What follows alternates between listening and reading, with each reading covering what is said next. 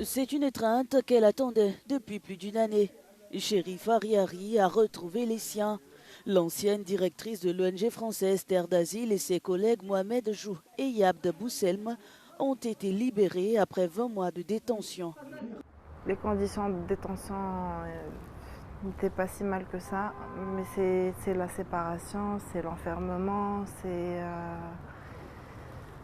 de ne pas avoir des nouvelles de l'extérieur, c'est d'attendre toute une semaine pour avoir des nouvelles de sa famille. C'était la crainte de ne pas les voir venir.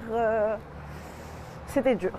Chérif Ariari avait été condamnée pour facilitation d'entrée et de séjour illégaux de migrants. Elle clame son innocence et dit avoir agi dans le cadre d'un programme C'est la humanitaire. criminalisation du travail humanitaire qui d'après moi, est assez grave parce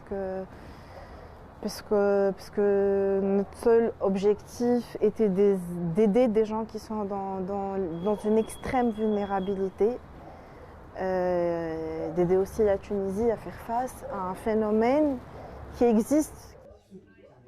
Pour les ONG, cette libération est une victoire, mais la condamnation rappelle les risques encourus par ceux qui viennent en aide aux migrants.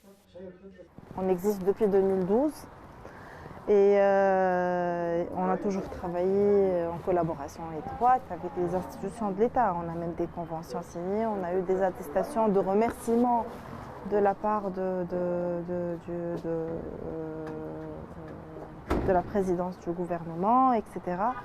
Donc le revirement, moi personnellement je ne le comprends pas. C'est peut-être une nouvelle politique.